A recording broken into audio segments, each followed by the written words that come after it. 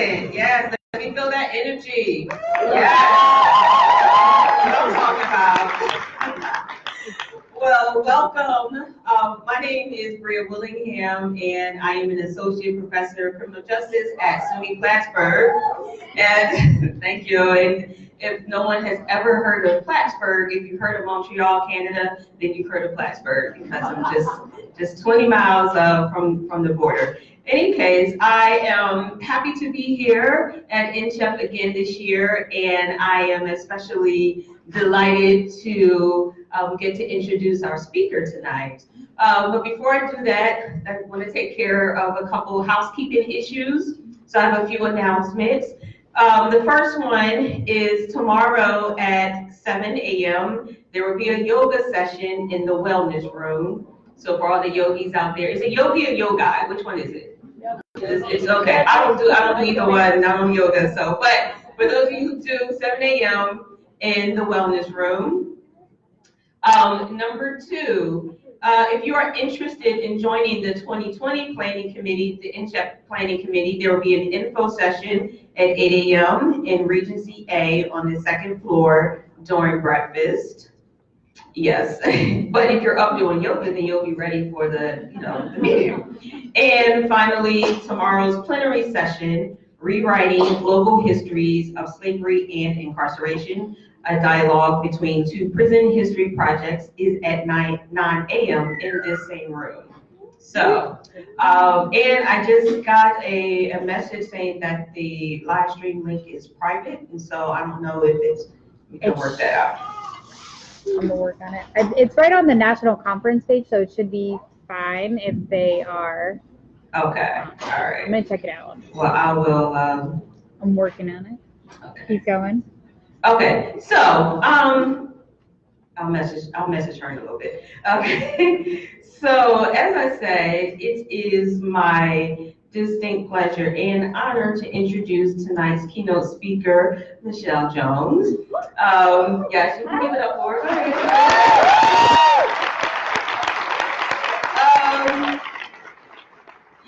If you don't know who Michelle Jones is, you're about to find out. Because anyone doing higher education and prison work should know who Michelle Jones is. And if you don't, we can't be friends, okay? So, case in point, a couple weeks ago, I texted an associate of mine, and I asked if he was going to be here this week, and he said, well, are you presenting this year? And I said, no, but I am introducing Michelle Jones, and he said, oh, what program is she with? I was like, yo, so I just deleted his text, didn't even bother to respond because we can't be friends. You cannot be doing this work legitimately and don't know who Michelle Jones is. So, no, it's a true story though.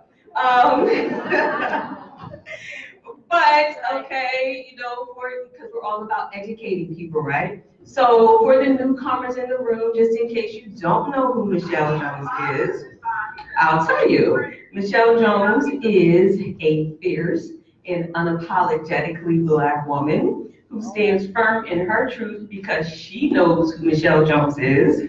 She is the epitome of how higher education can move a soul, can inspire a soul, can truly change a soul to greatness, whether imprisoned or not. And above all else, her shoe game is dope, okay? So I'm not going to speak long because I actually want to hear what she has to say. So I will say, to partially quote the great singer Lizzo, Michelle Jones is 100% that academic, that activist, that artist. Yeah, y'all thought I was going to say something else, right? I know. So, without further ado, please join me in welcoming tonight's keynote speaker, Michelle Jones.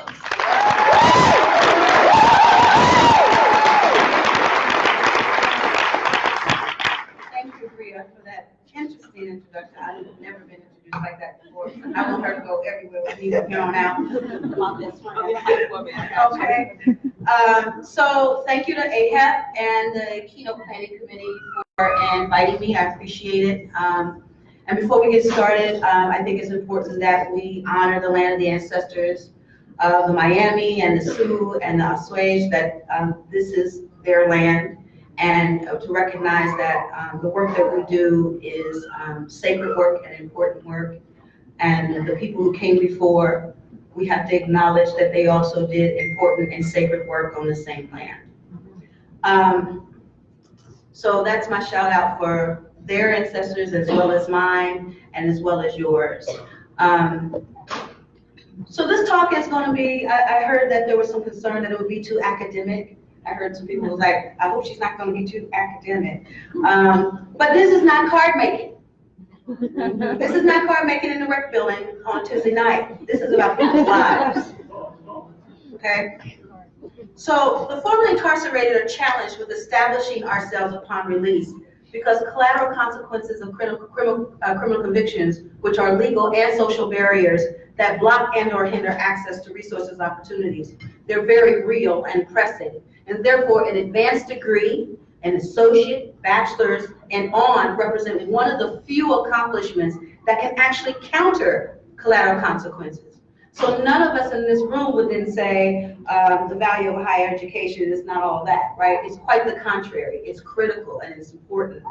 Yet many of us stand looking upon a horizon of a us versus them paradigm, wherein identity prejudice and recriminalization is the order of the day. So I will argue that that is particularly true of the liberal university and its administrators. So like racism, embedded prejudice toward incarcerated and post-incarcerated people is linked to structural discrimination that produces the indelible taint of criminality. This prejudice is naturalized in society. It's floating in the back of the minds and hearts as a productive othering. Gayatri Spivak's work on the practices of silencing uses the term epistemic violence to explain how this othering happens to the quote-unquote lowest strata of the urban subproletariat in the United States.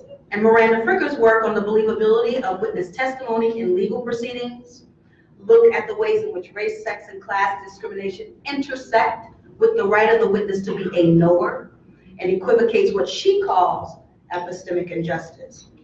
Building on their ideas and that of my history project colleague, Anastasia Schmidt, who is right there, I argue that this is also true for the incarcerated and formerly incarcerated in this country.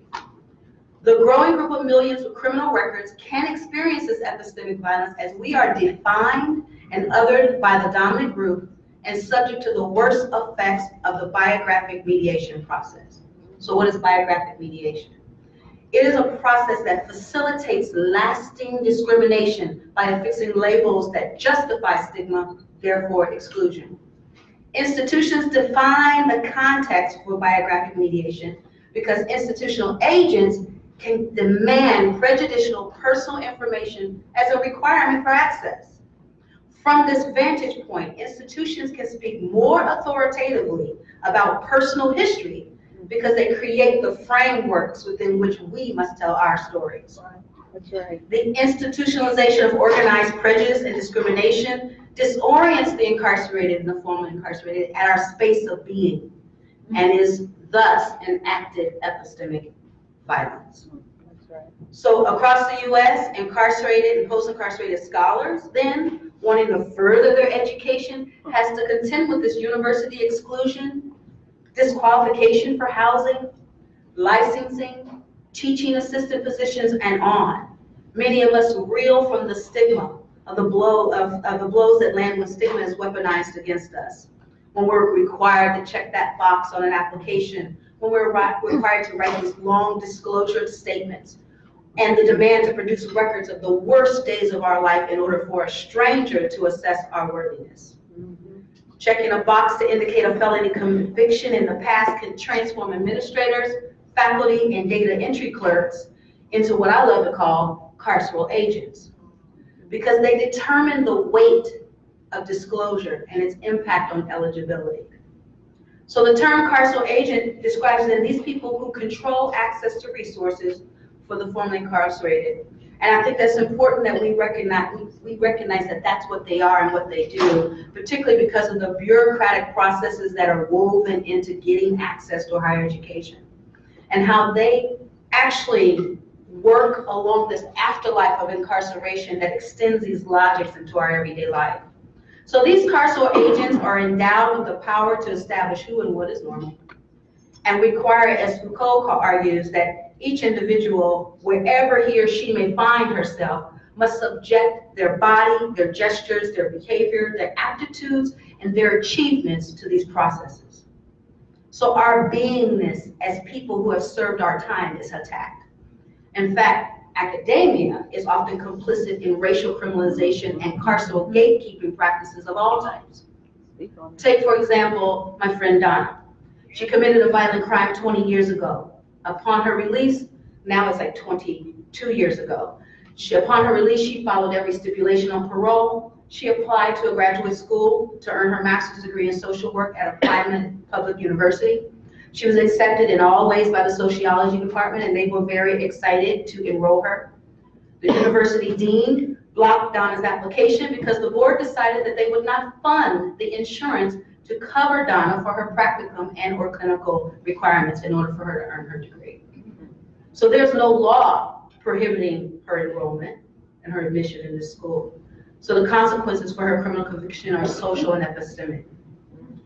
I would also like to get us to think about the ways the liberal university extends or is an extension of the carceral state, and is therefore a site where an embedded prejudice against the post-incarcerated people is epistemic violence, in fact.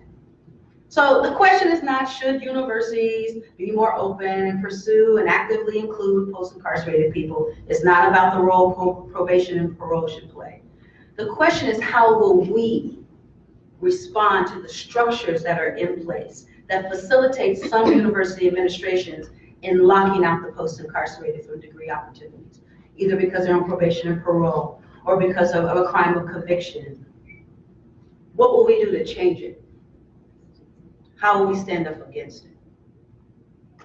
Let's take a minute at some available research. So there was a survey conducted by the collegiate registrars and admission officers, and they conducted this research over criminal history screening and college admission procedures and a few years ago. And it's an old research, but I feel like the answers to these questions are instructive. Their findings are instructive. And there are 5. The first finding that they found through their research of finding about the impact of criminal history in admissions said, 1, there's no link between having a criminal record and posing a risk to campus safety. Some schools willingly provide an education to us while incarcerated, yet won't let us finish at their main campuses upon release. This is incongruous. In states where college programs exist or existed, how can they support the incarcerated earning a college education while locked up, but then deploy box processes, probation, parole, crime, and other prejudicial restrictions along with the taint of criminality once we're released? I'd even like to push a little further. What do these exclusionary practices do to our opportunity and our risks for recidivism? Studies show that, you guys know this, 40 to 68% of the newly released recidivate within 3 years. And a lot of you know Jared's story. Jared's story was he was incarcerated at a prominent university. He earned 2 bachelor's degrees while incarcerated. He worked at that university in their registrar school department. He had earned their trust. He was a valued employee at that institution for years. So he got an education from them, worked for them, then went home and applied at that same university, and they denied him not once, not twice, but 3 times. Jared received an education and served as an employee at the university. He's obviously known to staff as trustworthy and safe. If not, he would not have been allowed to serve as a clerk, yet he's deemed unworthy to attend the same school upon release. It is incidents such as this that the newly released are locked out of opportunity at the most critical time in our reentry process. And the university and its carceral agents put us in danger of recidivism. The liberal university then adds to the collateral consequences of incarceration and enacts epistemic violence. Now, It didn't happen to Jared because he was a strong person who had a lot of supports in place and he was fearless. But what about the people who are not, who did not help, who don't have the same level of support that Jared had? Ironically, these are the same institutions willing to educate people while they're in prison, sometimes benefiting from state or federal monies to do so, but treat us like cancers once we come home. One justification for these practices could be the need for, they say, for the need for campus safety. But sometimes people are thought more dangerous as a result of conviction incarceration. There's often a notion floating in the back of people's minds affecting how they treat people. So there's the truth invented and articulated, but it's disqualification that's enacted. So the second finding was, having a criminal record is not an unusual characteristic in American history, in America today. Well, we know that's true because 70 million people plus in this country have criminal records. The number is growing, and yes, some with crimes of violence. So it is not beyond the possibility to have several formerly incarcerated people applying to graduate schools and on. The potential for candidates for faculty positions and graduate education to have criminal records is real and evident. A criminal record is also growing more likely amongst high school students who are on this unfortunate school to prison pipeline, which targets Black and brown students through racialized law enforcement practices. There are many factors that add to the growing number of people with criminal records in this age of hyper-incarceration. So administrators need to simply do the math. The third finding, this is a civil rights issue. Well, there's more going on within this mass criminalization of the formerly incarcerated, where the university and its administrators enact epistemic violence by extending those logics into the field of a liberal education. Discrimination based on race, sex, and class and ascribed criminality is foundational to how the criminal legal system works. And then that feeds socially and culturally into the university that then gatekeeps their cultural and social capital that is produced through association with them. Is that not a hypocrisy of the spirit, a ceiling in the liberal democratic academy wherein university elites protect themselves and their schools from the tainted criminal? Universities and carceral agents need to let go of that exclusivity regardless of political trends, elitism, and a lack of anti-capitalist vision, especially if they have a higher education program in their schools, in their prisons. If there's a higher education program in your prison, in your university, and you are locking out those same students or other students for taking advantage and applying and going to school, you are so out the box, I can't even really have words for you. So to do otherwise is to position yourself as this university as an extension of the carceral state, a de facto carceral institution, much like probation and parole, that work to ensure the extension of carceral logics to those of us living in unfreedom. But let me be clear, this is not about inclusion and assimilation. The liberal university isn't a utopia. It is and has historically been a site of great contestation, violence, and discrimination. University higher education programs and prisons are not the promised land. How can they be when they are the offspring of universities that enact epistemic violence by their arbitrary use of biographic mediation processes? No, access to higher education is about countering the collateral consequences of criminal convictions, creating a pathway for people to have a transformative life and a better quality of life as a result of getting this education and having that and obtaining that degree. That's what it's about. So the fourth finding is criminal records are often inaccurate or misleading. We know this to be true. Background check websites often use software that scrape court databases for arrests and other data. But there's no guarantee that they regularly update those databases or effectively remove erroneous information or dismiss cases, or if the person was under 18. They also don't capture whether a state has certain provisions that allow young people with cases to legally avoid checking the box, nor that they account for typos and similarities in names. I'd also like to add that some university GSAS and other administration departments and their carceral agents are using background checks to eliminate formerly incarcerated applicants after a department or a school has chosen that student who disclosed appropriately during the application process. They're also using credit checks. This is the liberal university. For fifth finding, accepting college applicants with criminal records promotes public safety. So this is a crime results from a lack of employment opportunity argument, and argues that access to a higher education reduces recidivism. I would argue that a higher education isn't only about jobs. It's about one's quality of life, intellectually, socially, interpersonally, financially, etc. And people making this argument need to be careful. Because arguing that access to a higher education in prison reduces recidivism also makes the argument that people serving life without parole shouldn't have access because they're supposedly never going home. Of course, concern for the safety of students at university is important. However, fear of incarcerated people is not about the actual threat they impose, and more about the pervasive criminalization of post-incarcerated men and women in the era of hyper-incarceration. Also, most violence on campus is not from people who have had criminal history. That's right. Right. So those are the 5 points from the report, but I'd like to add another point. The 6th point I would add is that it limits critique.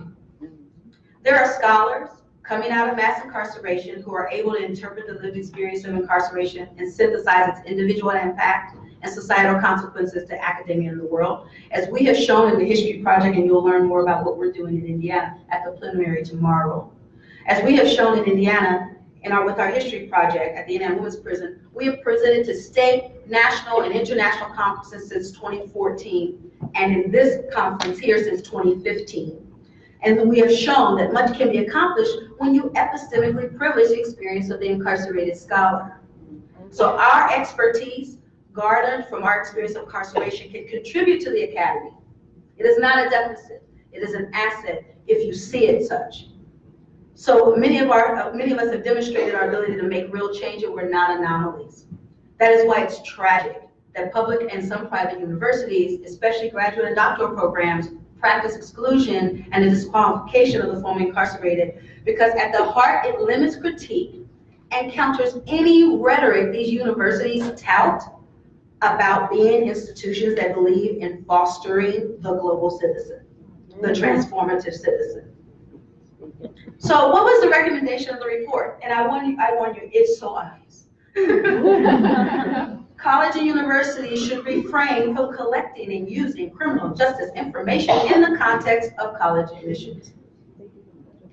Well, this is particularly true when college universities across the country are banning the box.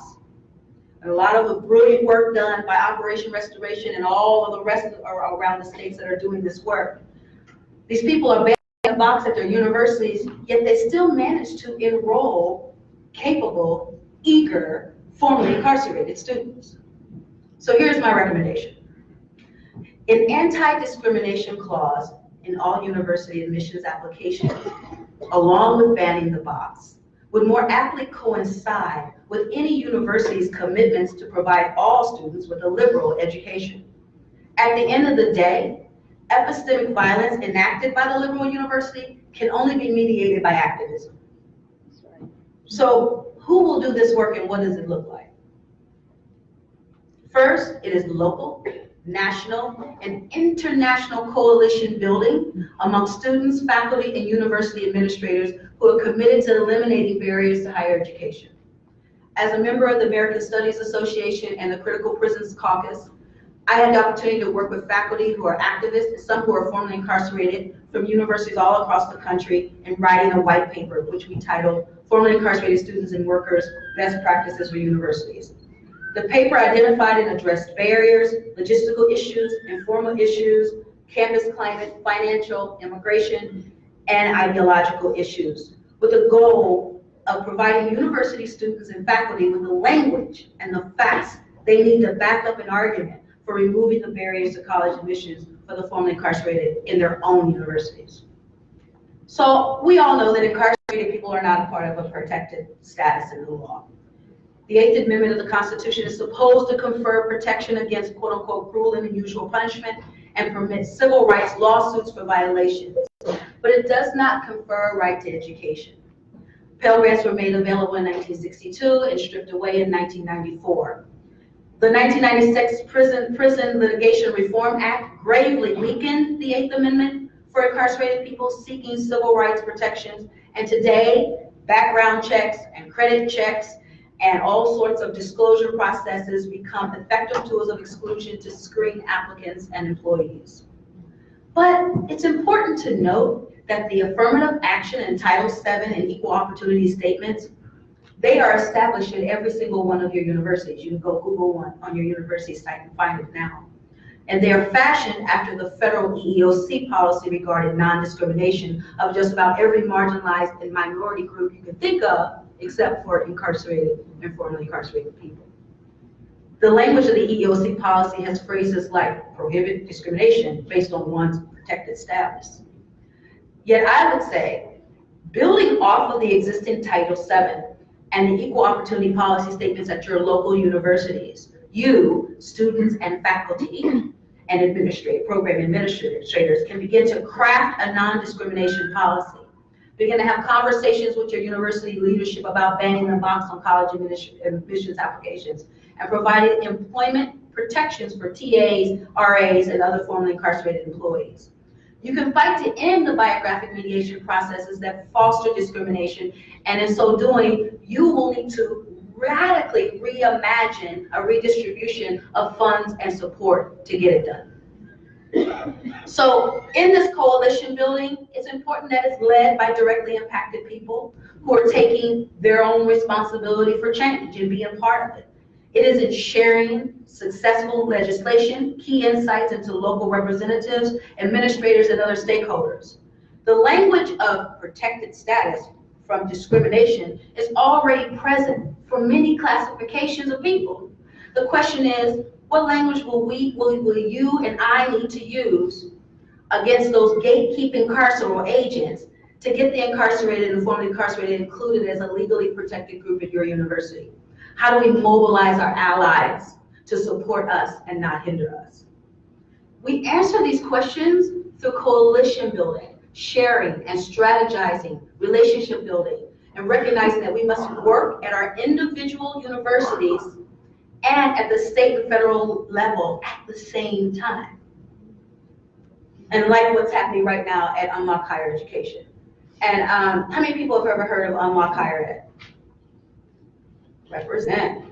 So Unlock Higher Education, for those in the room who don't know, was created by formerly incarcerated and non-incarcerated scholars and activists from Operation Restoration, College and Community Fellowship, Drug Policy Alliance, Prison to PhD, myself and many other people, and we're committed to state and federal legislation, public policy change for higher education in prison. We are advocating for the REAL Act, college affordability bills, ban the box, and ban the box across the country.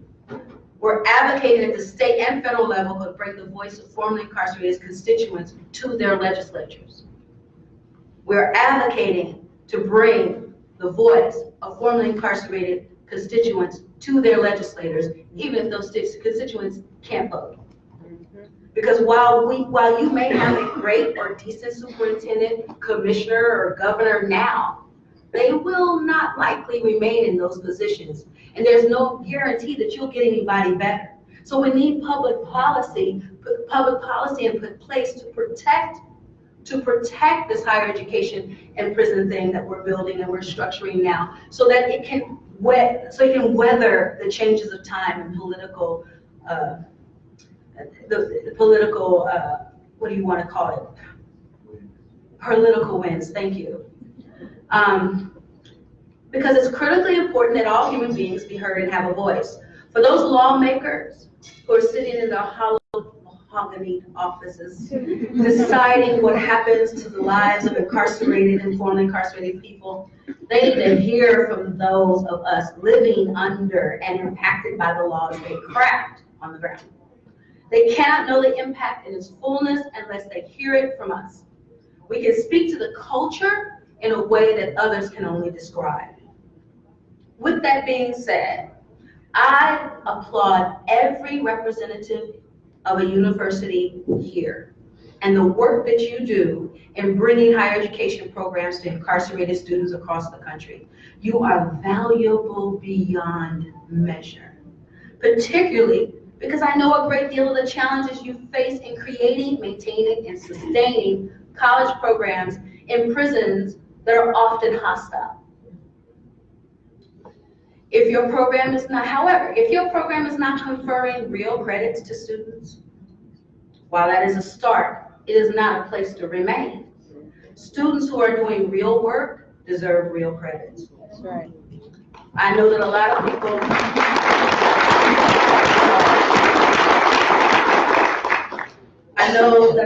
assume that the initial relationship established with a department correction is unchangeable.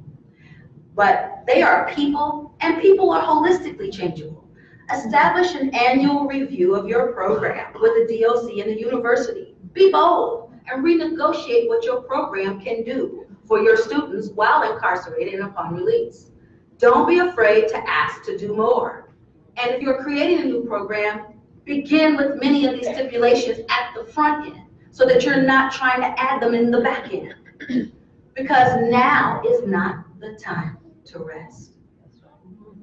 If your program is a single school and a pocket of people working hard, providing programming, you need to think about building a coalition of schools, expanding yourself beyond the pocket so that the oppression and the compression of working in prisons with the DOC is diffused across the coalition, minimizing the impact of any one school, department, or faculty.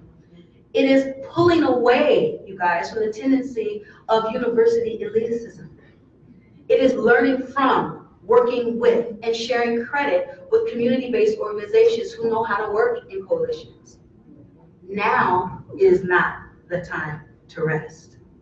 If your program does not provide a path or created a network for formerly incarcerated students to complete their degrees upon release at the same school or other school, or it does not assist with the transition and overall support, you are actually a part of the carceral state. You are part of those things that are putting those students that you treasure at risk of recidivism. And so you have a lot of work to do. Now is not the time to rest. I applaud every representative of departments of corrections that are progressive in their views on higher education in prison. You guys actually create the space where students and faculty can work together. But if the facilities that you represent are using higher education as a means to discipline and therefore punish incarcerated students, you are missing the mark and acting counter to your own rhetoric of rehabilitation. That's right. You cannot let this stand because education is a right and transformative and must be protected. Therefore, a culture change is required. Push back against the tendency to be a carceral agent that reifies carceral logics of governance. Now is not the time to rest. I am thankful for those advocates and activists working on the full return of Pell, creating metrics to measure the quality of higher education programs, eliminating box processes on college admission applications, and calling out college administrators for using credit checks as a tool to exclude formerly incarcerated students, and fighting for college affordability overall. For y'all, I'm truly thankful. But if you've not begun to build broad-based coalitions that are bipartisan, comprised of formerly incarcerated students, representatives from departments of corrections, state and local, federal legislatures, wherein more than laws and regulations are changed, but through relationship building, hearts and minds are changed, changes in consciousness occur, wherein that productive othering of epistemic violence is effectively dismantled. Man, even as we celebrate our wins, right? And we've had them across the country, now is not the time to rest. So I applaud those formerly incarcerated men and women who, upon returning home, who persevered through university exclusions, the collateral consequences of criminal convictions, and other barriers to reentry to achieve your degree for yourself. But if you're not bringing to this movement some of your time, your talent, and your treasure in order to ease the passage for those who are unfortunately coming behind you until we dismantle the system, please be reminded that there were many who came before you that worked tirelessly so that you might benefit from a higher education, even while you were incarcerated. So for y'all, now is not the time to rest. I am a researcher, and I find a great deal in the research that has been conducted and will be conducted about incarcerated and formerly incarcerated students and the challenges inherent in mass criminalization. There's an amazing canon of research on containment and confinement in this country. More and more interest is being paid to those captured in the carceral state. Yet when some researchers objectify and thingify those who they extract information from our communities, never returning to share their findings with us so that we can mobilize on the ground, better informed by that which we are living in, you need to fundamentally rethink that process, and now is not the time to rest. There are 229 unique institutions that are affiliated with in-prison higher education. 202 are providing credits. A third of those schools are receiving funding from Second Chance Pell. As new programs are being developed, and that will take advantage of the current Second Chance Pell initiative, in addition to the full restoration of Pell, questions on how to ensure quality of coursework and university services, and how to provide greater equity in representations of men, women, and people of color, will require the work of all of us, especially those who actually experience a high quality education in prison. We need to be a part of developing those metrics and those public policy initiatives that will undergird it. So now is not the time to rest.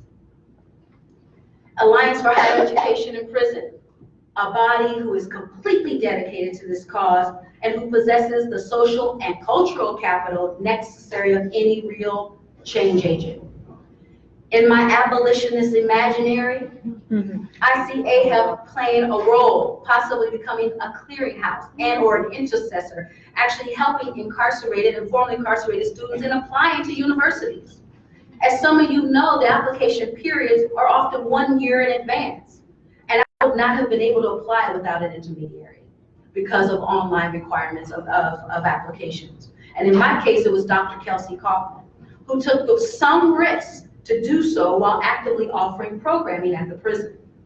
AHEP could be that intermediary.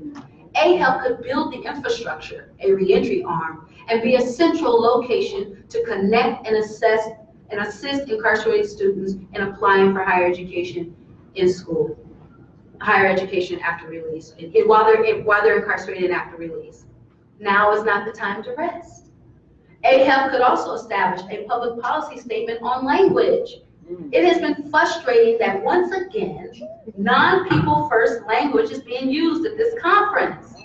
We've moved past this. We've had talks since 2015. Let's move on. AHEP put out and establish a public policy statement that the entire body can follow. AHEP could activate their social capital on public policy issues by supporting public policy organizations like Unlock and others with their time and their resources and so that we can continue to do the work that we're doing on the ground. AHEP could also assist small prison education programs in building consortiums. Because as I stated, a consortium's power is that coalition of universities that could diffuse some of the impact of dealing in hostile territory of departments of corrections. This national action would alleviate some of that pressure that those small universities are experiencing. So now is not the time to rest. Now, everyone here believes in education. Everyone here believes education is a right and are willing to do the work either as a student, faculty, administrator, or program administrator to make sure education happens. This is what we all have in common. This is why we gather at this conference. But I'd like to challenge you, as I have this whole evening. As educators, most people would argue that your job is just to teach students and not get involved in public policies in your universities. I would argue that one of the greatest imperatives of the educator is academic freedom. Academic freedom is not just for some, but for all. And this has been a real challenge for the liberal university. They have been cherry picking people for hundreds of years. So I would charge that as educators, you are also called to foster academic freedom for the formerly incarcerated and others involved with the criminal legal system, within and beyond the prison classroom. Kaya Stern said at a conference that I was at recently that human connection is contraband. Human connection is somehow a smuggled good. That's right. We have the power to change that. This body has the power to change that. Now is not the time to rest. So this is not about inclusion, indoctrination, or assimilation into the university or its culture. It's about countering the collateral consequences of criminal conviction, such as biographic mediation and epistemic violence. Giving us the access and letting us do what we do as we reflectively shape our world. Thank you.